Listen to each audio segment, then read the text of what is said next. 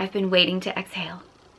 Hello everyone, I'm Sarah from Everyday Starlet. Welcome to my channel. I make videos to inspire you to be the star of your own life. I'm continuing my masculine feminine energies film breakdown series with the 90s classic Waiting to Exhale. If you're not familiar with what I mean by masculine and feminine energies, I talk about this in most of my videos, but a brief summary: masculine and feminine energies are energies that live within all of us. We all contain both energies, but we all have a core energy that's the energy we're most ourselves in. That energy may link up with our gender. It very often does, but it doesn't have to. We can also be in wounded or healed versions of either of these energies. And in order to have sexual polarity in a relationship, you need one partner to be in the feminine energy and the other partner to be in the masculine energy, because opposite energies attract sexually and the same energies repel sexually. So I get so many requests to do newer films, and I find it ironic that I came up with a newer film and it's from the 90s, and I'm realizing how long ago that actually was, and it made me feel really old. So Waiting to Exhale is from the 90s, and it just brought me back to high school, which I know I just aged myself. But the music and the soundtrack to this just like brings me right back to like dancing to Whitney Houston in my room by myself, because that's what I did in high school. So anyway, a few housekeeping things before I get started. YouTube is kind of weird as to whether or not it'll let me use film clips in some of my videos. Sometimes it's fine, and other times it just like blocks the whole video.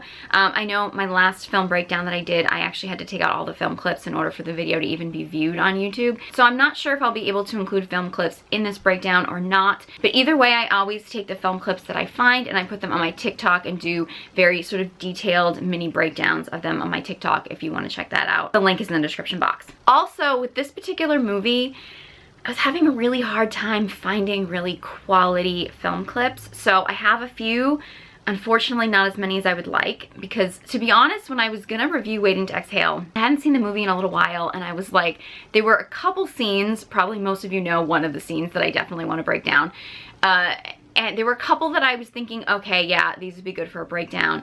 And then I rewatched the movie and I was like, oh my God, there is so much juicy relationship stuff in here. So I don't even know if I'll be able to get to everything that I want to talk about in this video, because I don't want it to be epically long, but I definitely recommend, whether or not I can include film clips or not in this video, watch this video, take some notes, and then watch this movie. It's available, I think, on most streaming, although it may just be on some premium services, because there's so much juicy relationship stuff in this movie. So I'm gonna start out with Savannah, played by Whitney Houston. So Savannah is definitely a career woman, but she's not portrayed as somebody who is just only focused on a career and like isn't looking for a relationship. She does seem to be somebody who wants a relationship, but she does have a lot of masculine wounding. Like, she's got a lot of walls up. She's a very masculine shield towards men, and she does seem to be quite bitter and cynical. The movie actually starts out where Savannah has been invited to a New Year's Eve party by a man that she hasn't actually met, but they've kind of been playing phone tag together.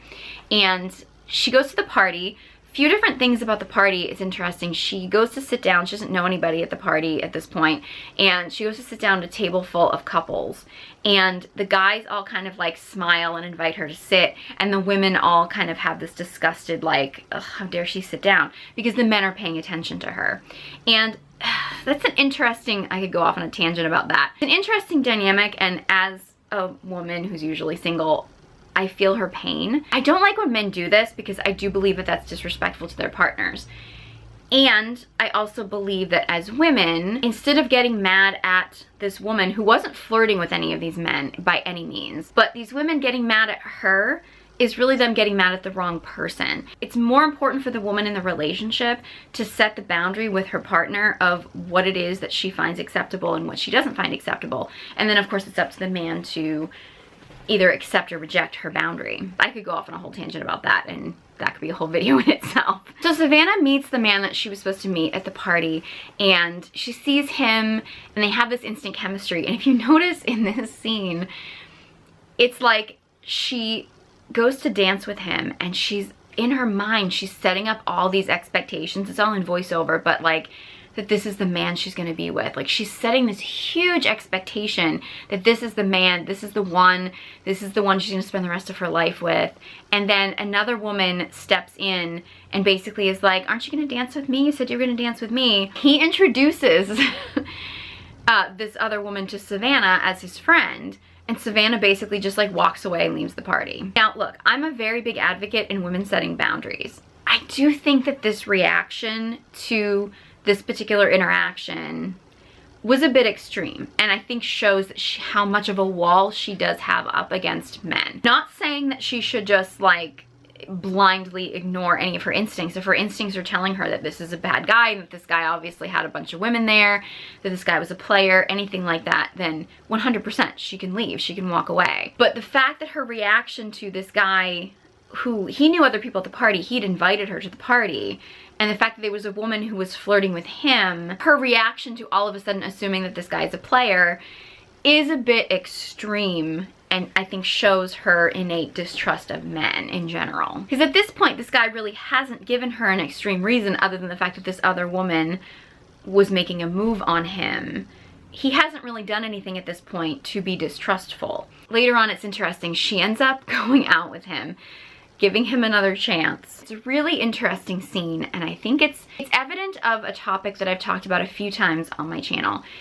Savannah starts listing all of this guy's bad qualities that she finds out later on. He's basically broke, he's an addict, he's got like no redeeming qualities, and she basically is talking about how much she hates this man as he's in her bathroom like getting ready to have sex with her, right? And she's talking about how much she doesn't like this man.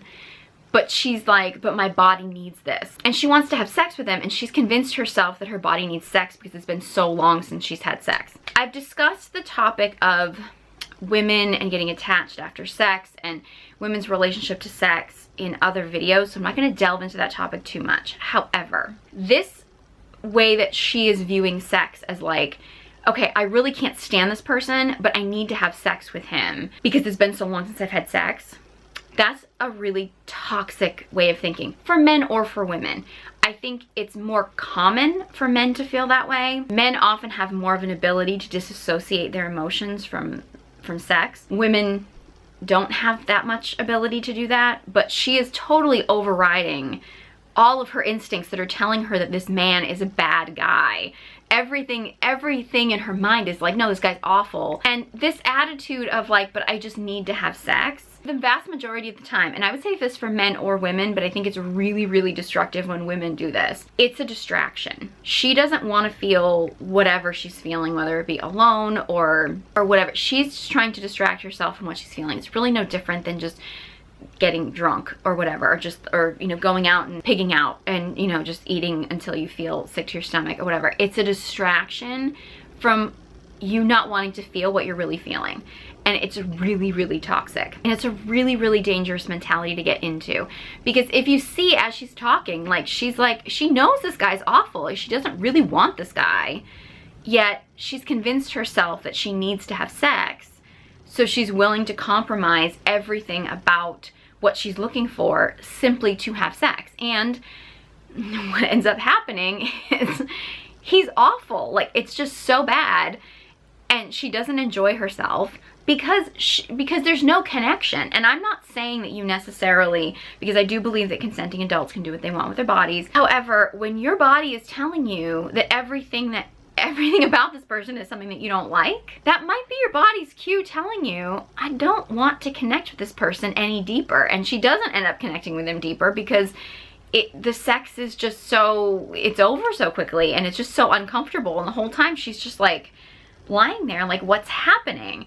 And I think that's a signal that, you know, for anyone really, but I think particularly for women, tuning off that voice in your head, literally, that's just like, I don't like this guy, I don't want this guy, but then convincing yourself that you need to have some kind of sexual interaction with him, it's really a distraction from what you're feeling, and it's not respecting your body, because clearly your body is telling you, no, this is not, like, everything in the universe is telling you, like, this is not the guy, and you're ignoring that, and it's disrespectful to your own body to ignore those cues and to ignore those signals that are telling you, hey, this is not the right person.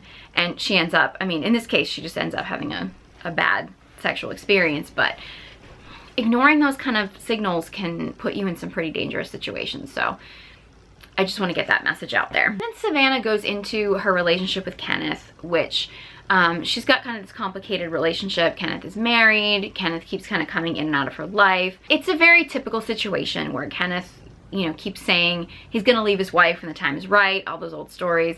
It's so old, it's cliche. So eventually Savannah wakes up to the idea and she realizes that Kenneth probably isn't gonna leave his wife. And even if he does leave his wife, she really can't trust him because she's always gonna be thinking that he's gonna do that to her, which I think is it's a wake-up call that many women have to wake up to, unfortunately.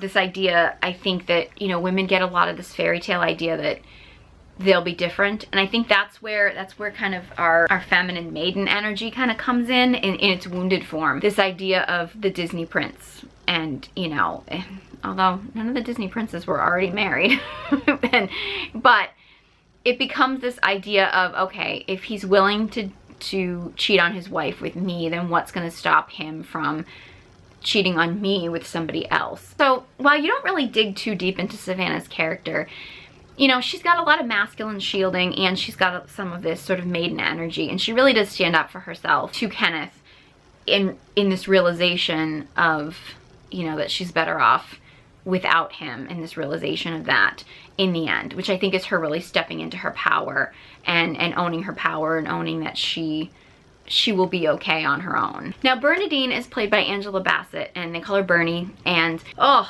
is she just, I mean, she's kind of like, she really steals the movie. Let's be serious. Like, this is really Angela Bassett's movie. Her character, it's so heartbreaking what her character goes through. You know, she has the really perfect, typical suburban housewife lifestyle, and it all falls apart when her husband basically decides to leave her for another woman. Just a few very epic scenes, and the first one that I want to talk about is the scene when her husband initially tells her that he's leaving, and her initial reaction. Now, bear in mind, I'm not shaming her initial reaction at all, because this is a major trauma for her. So however she's responding is how she's responding. I'm not judging her response at all. I just think it's a really good example to point out, because he's very cold in his basically telling her that he's leaving, and she matches his coldness with coldness. And it's a very heart-closed response. She's kind of mirroring his closed-heartedness instead of being open-hearted and showing how she feels. When she actually goes into his closet, and we get to that really epic scene that she has, that's the iconic scene of this movie, if you notice, she's alone, she lets that out. Like, she lets all that stuff out, everything that's on her heart and on her chest, she lets that all out. The way she's reacting when she's alone is actually the ideal way to react when she's with her partner. That's really a big hurdle for most women, right? Most women are not comfortable being fully seen in their anger, in their rage, in their emotions. You know, she's a very classy, composed woman. She is. She's not expressing her emotions around other people and around specifically her husband. Now, it may have just chased him away faster, but at the end of the day, she would have been better off, right? I mean, she would have been better off not spending 11 years with a guy who couldn't handle her full self. Okay, so Bernadette's epic scene, which is just amazing, where she basically goes into her husband's closet and takes out all of his expensive belongings, puts them all in his expensive car, and just burns it. She lights a cigarette and then just walks away. Epic scene. That right there, like her rage leading up to that, her spewing out her emotions, her spewing out her anger, burning things to the ground, that's dark feminine energy. That is the feminine dark anger, which in reality, I mean, one of the reasons why that scene is so iconic is because that energy is so magnetic. I mean, it's so epic. I think many women feel like they need to appear strong, or they need to act like when a person is hurting them, if they show that they are hurt or they show any kind of emotion, that it's weakness, which is really a wounded masculine energy in women, is feeling like they have to suppress these emotions because they have to appear strong. It's wounded masculine energy in a woman. Expressing that, now I'm not suggesting that women go out when they're upset with a guy and just burn his car down. Like, I'm not saying that. This is extreme, but expressing the anger and expressing the emotion in the moment to your partner, like, that's your dark feminine coming forward. And I'm not saying that it would change the situation. Like, I'm not necessarily saying that you know, I'm not saying to do it to keep her husband. I'm not saying that it would necessarily change anything even with him. It may have helped her heal faster, right? To let that all out in the moment.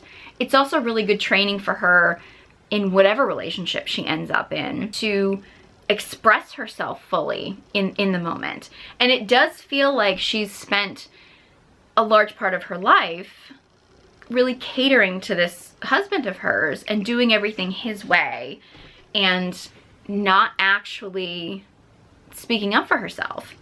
And you get that impression from all this pent-up anger that's like she's been suppressing herself and trying to be the good wife for so much of their marriage, and that she hasn't been able to express that, and it all comes bubbling out, you know, when her husband really is. I mean, dark feminine energy wakes up the masculine when he's out of integrity. And her husband is massively out of integrity. He's massively out of integrity. I mean, he's leaving his family. In many cases, he's leaving his family without the means to support themselves, even though he's massively wealthy. I mean, he's a massive egomaniac. I would even go so far as to say he's on the narcissistic personality spectrum. The fact that he's so cold and heartless with the way that he's treating his wife and his kids, I mean, it's just, I mean, I wouldn't defend him at all. But dark feminine energy for a healthy masculine man will call him out when he's out of integrity. That's the reason why it's there.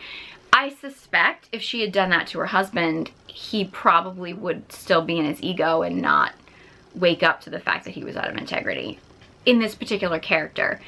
However, if you're dealing with a healthy masculine and he does step out of integrity for some reason, or he does do something that is his lack of consciousness, or he's not following his purpose, that dark feminine energy can wake him up if he's in a healed space, if he's not just living in his ego. So being tapped into that dark feminine energy is super healthy, and it's actually an incredible gift to a man. I actually talk about this in my last film review about the dark feminine energy. You know, we all think of feminine energy as being like love and light and good manners and stuff, and that, you know, her being the good wife is her feminine, which, you know, that's all great for, you know, being feminine. I mean, that stuff can be wonderful, but the dark feminine energy of that, like anger and rage, that's great too. Like, that's beautiful too, and I think it's really important as women that we embrace all of that. Angela Bassett also has a really amazing scene with Wesley Snipes, and they meet at a bar, like a lobby bar, and oh my god, I wish I could get a clip of this, but I couldn't find a good quality clip of this, where she's very closed off. She really is. Like, she's closed off. She had a disappointing court hearing about her divorce, and she's kind of just drinking away her problems. And Wesley Snipes plays such a grounded masculine character. He's definitely somebody, like, if you want to know like what a grounded masculine guy is, I mean, even his conversation, he's like, you know, I've been working all day, I've had meetings back to back, I've been like, he was like driven for his purpose, like doing his work, and it's like the end of the day, he's like, I just want to relax and have a drink in a bar and have some conversation. Like, it's just, you know, and he says, then I'm gonna go home to my beautiful wife, and, you know, this is like what, like, he's such a masculine man. Like, it's a healthy masculine energy. Like, he's got a passion and purpose. We learn more about his wife, and his wife battling breast cancer, and he's so loyal to her. He's so loving and dedicated to his wife. He's also very charming, and he's just very, he comes across like a very grounded presence for Bernadine, and I think it's evident of the fact that they don't actually have a sexual interaction at all, but they have this sort of romance that happens. I think it's evident that, like, when a woman is very wounded towards men, like, she's got a lot of bitterness and anger towards men in general, which Bernie has, and she's completely justified in feeling that way, but just being in the presence of a healthy, grounded masculine energy, it wakes her up to the fact that it's possible to have that it's possible for that to be out there, that there is that exists in the world. And I think sometimes just knowing that men like that exist can actually be really helpful in the healing process. So I think their interactions and their scenes, and then he writes her a letter later on that's just a really, really sweet, loving letter, and it's part of her healing process, which I think is really beautiful. And she cries when she reads the letter, which is, you know, she has a hard time crying. You can tell she does cry in this movie, but, you know, her crying and showing emotions and softening is not something that it seems like she's has come naturally to her. And the fact that this healthy, grounded, masculine man has actually moved her to tears it shows how much she's softening her heart, and actually her heart is starting to open to love in general and just believing that love exists in general. And I think their interactions together are just so beautiful. Robin in this movie, it's interesting how in the beginning she kind of comes across very shallow, very superficial. Like she's just looking for a pretty boy with money, and that's just her thing. She has this kind of on again, off again love with this guy Russell, who she's really just physically attracted to. She doesn't actually have much of a connection with this guy, and we find out that he's married and he's fooling around, and you know, Russell's basically just a bad guy, but she's just really physically attracted to him. And so Robin basically is trying to date other guys to get Russell out of her system, which doesn't work all that well. So Robin's interactions with Michael, or I wish I had a clip of this, just because it's so cringy to watch. If you watch this movie, it's just so cringy to watch. Michael is the prime example of, I'd say, a man who's in his like wounded feminine energy, and it pushes Robin into her masculine energy. There are exceptions to this rule, but in general, you can tell which energy a person in the couple is embodying based on how much one partner moves versus the other partner. The partner that is moving more, in general, there are exceptions, but in general, is usually in the feminine, and the partner who's more still tends to be more in the masculine. In this interaction, like, Michael is all over the place. Like, he's just kind of erratic, and Robin is just sort of very still, very like statuesque. And it's like, even like going to bed together, and Robin's kind of like, all right, I guess I'm gonna take my own clothes off. And like he doesn't actually take the lead ever. He's kind of just going with the flow and like letting her take the lead, which is putting her in this very guarded masculine, right? Because she can't submit to him, she can't surrender, she can't really let go with him, because he's like asking her what she wants, and he's very needy. He's very much in his wounded feminine energy, which is putting her in this very guarded masculine energy. He kind of responds to that by being very, well, tell me what you want, tell me what you want. And so she starts telling him from a very guarded place, and he gets more grounded and starts telling her that he'll give her all these things. And so she starts to soften, because he then starts to step into more of his masculine. To me, it feels very false. Like, he's now stepped into this false masculine that he probably can't sustain. So she's never really going to be able to fully relax. But in that moment where he steps into his masculine, she relaxes more and kind of implies that she has an orgasm, almost like without even them sleeping together. Which I think goes to show, when a woman is truly feminine at her core, a man stepping into his masculine is massively a turn on for her.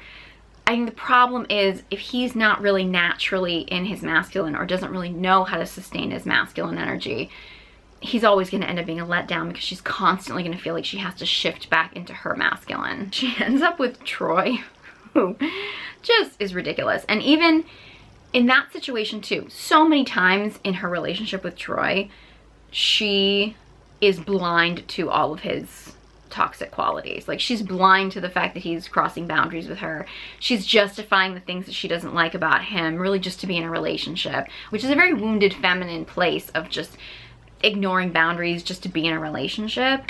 She goes to a party, and again, he's moving a lot. Like, he's very erratic. Like, when they attend the party together, and he's very erratic, and she gets very still. She has to be. She's guarded, because she has to keep the masculine energy. She doesn't feel safe in that moment, because he is embodying that feminine flow of being like all over the place and stuff. And I think that goes to show, like, when you see men who have that very erratic energy, and of course you find out he's got a pretty bad drug problem, that erratic energy is going to feel so unsafe for the feminine that she's going to shut down. Like, it's going to put up a masculine wall, if not completely push her into her masculine energy all the way. So again, it's like, you can tell that Robin is such a naturally feminine woman that wants to find a guy that she can really relax with, but she keeps finding these guys that keep embodying so much of this erratic feminine energy that then she has to put her masculine guard up, and she can't actually really feel like she can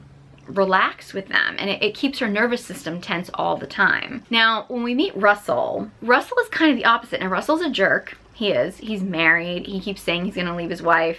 He's obviously not gonna leave his wife. He's gaslighting her.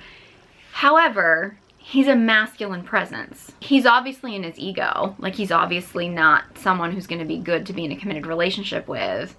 However, she feels more comfortable and like she can submit with him because he's masculine energy and she can be her feminine. And I think that's where the misconception comes that women want the bad boys. No, women want the grounded masculine men. Unfortunately, if they can't find a grounded masculine man who's also a good man, they will often compromise with things like him being faithful, him being loyal, him being honest, him being reliable, just to get that masculine energy. I'm not saying that's healthy, and that's very wounded feminine energy in the woman, is this idea of completely softening your boundaries just to have this person in your life.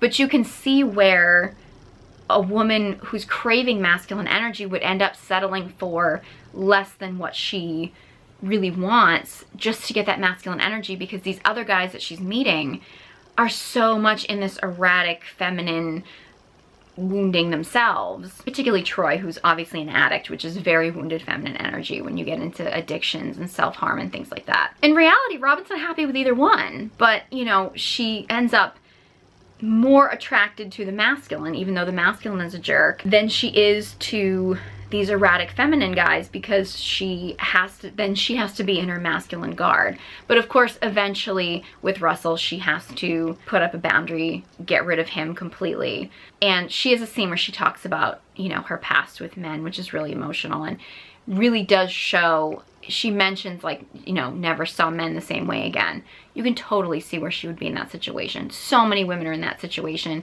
whether it be her specific situation or whether it be just a variation of women who've been hurt by men in the past. So they have a hard time really finding the right guy because they're still dealing with their wounding. And Robin obviously has a lot of wounding that she needs to work through because she keeps compromising what she really wants just to have a man in her life. And, you know, no shame, we've all been there, but I think it's a good lesson in really pointing out these energies, and her examples of like when she gets into her masculine is when she has a partner who just gets way too much into his feminine. And I think her relationships in particular are really great examples of that dynamic and when that happens. I saved Gloria for last because honestly, Gloria is probably my favorite character in this movie. Gloria is such a feminine character, but she's in such a wounded feminine. She has so many insecurities. She feels bad about her body. She really doesn't feel worthy. And she gets called out on that later, which I'll get to. Gloria's a single mom to like babyface Donald Faison, which is so, he looks exactly the same now, I suppose. But like, it's just funny to watch him when he was that much younger. And Gloria really doesn't feel deserving of anything for herself. She's literally put her life into raising her son. She's just so selfless. She's such a loving woman to the point of sacrificing herself and her own happiness for other people. It's heartbreaking, her interactions with her son's father, who really, you find out, only comes to visit like once or twice a year. And Gloria actually references that like he did her a favor by spending the night with her the last time he came, so hopefully he'll do her a favor again. And it's like, oh my God, this woman, the fact that she feels like a man spending the night with her is doing her a favor. And the fact that she's always referencing that, you know, she's put on weight and she needs to lose weight, and she loves to cook, and she loves to cook for people, which is beautiful. It's wonderful. But, you know, she's cooking all these fattening foods and she's eating all this stuff and she's really self-conscious about her body and her weight.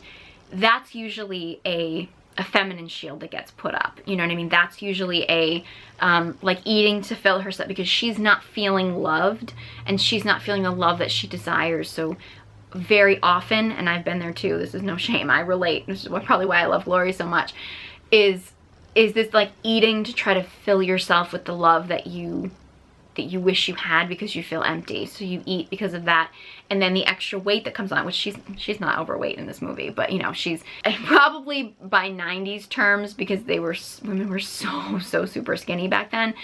In 90s terms maybe, but like she's not overweight obviously, but she's very self-conscious about her weight. So that extra weight that she has on her, which again, I think is beautiful, but she's self-conscious about it, is usually a shield of like literally trying to protect yourself from the world.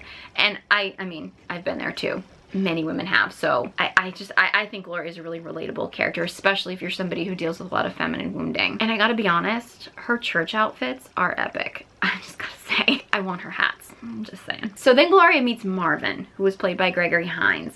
And the scenes between Gloria and Marvin are just so beautiful. And Marvin is such a healthy masculine man. And one of the differences between Marvin and a lot of the other men that the women are dating in this movie is Marvin never tells Gloria something just because it's what she wants to hear. He's always honest with her. He's always completely honest and upfront with her about everything. And sometimes that's amazing, like when he basically tells her that, you know, he likes big women and he checks her out and whatever. But when it comes to, say, Gloria's son, Marvin never caters to telling Gloria what it is that she wants to hear. He always tells Gloria his opinion. He doesn't overstep his bounds as far as being a parent, but he always gives his honest opinion. Gloria's really stressing about letting her son travel. He wants to travel with people. She wants him to stay close by and go to college. And Marvin believes that Gloria should let her son go and live his life. Gloria gets really upset with him because it's not what she wants to hear. But Marvin stays grounded in his truth. It's his truth. And I think that that's where a big misconception I think comes in when it comes to masculinity, is the masculine is honest. Like, healthy masculine energy is honest. It lives in truth, values truth above everything. That's healthy masculine energy. Sometimes the feminine is gonna like that truth. Sometimes she's not. However, she will always respect a man who's rooted in his truth. Because if you notice in those other situations with the other men who are literally just telling women what they want to hear, it always ends up being a disappointment because they realize that they can't trust him. And I think it's a good reminder, especially for women. Like, you don't want a guy who's going to be mean or rude or cruel or is just in his ego. But when a man is honestly speaking his truth, even if it's not necessarily what you want to hear, he's going to be a more trustworthy man for you in the long run, because then you know what he says is going to be honest, even if it's not necessarily comfortable, which is why I always believe that truth is the most important thing. It's the way to go. So because Gloria is kind of emotional and she's a little bit in her ego and doesn't like that Marvin isn't basically just agreeing with her, they kind of don't talk for a little while, and then Gloria kind of comes over to apologize, and they have this really beautiful moment where Marvin basically, you know, confronts Gloria. And again, he's in a very soft, grounded way. He's not aggressive. He's not being controlling to her. He basically is just like, I don't think that you're being fair to yourself or to us. He basically calls her out and says, I don't think that you feel worthy of someone loving you, and I love you. And it's funny how she pushes them away at first, where she's like, don't say it if you don't mean it, because she's such a hard time accepting that someone's gonna love her, which is like so emotional. Oh my God, like I could just cry even thinking about it. I think it's so beautiful the way that like the rain is coming down and her emotions are coming out, and the fact that she's so beautiful letting herself be seen in this vulnerability, and it only makes him want to love her more because she's truly being open to this. She's actually opening herself up to receive, because she's finally found a man who is in a healthy, grounded masculine energy, who's trustable, someone who's, I mean, a protector and a provider, and someone who's going to actually love her for her. And the fact that she finds that in him is just that this huge release for her. And oh, their scenes together are just like, oh my goodness, I love them. I mean, the divine feminine energy in this movie is just like really epic. Like even the use of a lot of like the elements. There's a lot of rain that happens in this movie, which I think shows a lot of the like the watery emotions of the feminine. And I believe that this takes place in Arizona, which I don't know the climate there that much, so I don't know if it rains. I don't think of Arizona as raining a lot, but I'm not really sure if it does, because I'm not really familiar with the climate in Arizona. But I find the fact that there's so much rain, it really shows a lot of like feminine, watery, emotional energy. A lot of fire in this movie too, which fire often represents masculine energy, but I think it can also represent kind of this real like the dark feminine, you know, just really like burning stuff to the ground, and can represent feminine power as well. Fire when Angela Bassett burns the car, and there's fire at the end of the movie when they kind of all go out to the desert and they have this beautiful moment around the fire together as a group of women. And also like the scene where they have Gloria's birthday, they're kind of all sitting around and like connecting about their trouble with men and things like that. I mean, it shows a real sisterhood, which I think is really beautiful. So there's a lot of really beautiful divine feminine elements in this movie that all kind of tie it all together, which I think is just really beautiful. I think it's one of the reasons why I love this movie so much. And I also highly recommend the soundtrack because it's literally Whitney Houston in some of her best years. So I highly recommend after you watch this video, you watch this movie and pick up on some of the things I was talking about, because it was really hard for me to get film clips from this movie for some reason. The quality of them online was just not great. But yeah, this movie has so many great examples of relationship dynamics, a lot of wounding, but you know, I think that some of the examples are great, and especially Gloria and Marvin's relationship, which I think is just so beautiful. And then, you know, the dark feminine with like Birdie's rage, and you know, Robin, who's like, you just want to be like, oh my god, girl, set some boundaries. Like, you know, it's just, these dynamics are just, the movie is full of some really great lessons. So I highly recommend you check out the movie. If you have any other movie recommendations, or you have any thoughts on this movie, I want to know who your favorite character is in this movie, so leave a comment in the comment section below. I'd love to hear from you. I love your suggestions. If you want to connect to your feminine energy, I have an online course called Feminine Radiance. The details are in the description box below, along with links with all my social media accounts. If you enjoyed this video and found it helpful, please give it a big thumbs up, and be sure you subscribe to my channel. Thank you guys so much for watching, and I hope you join me next time.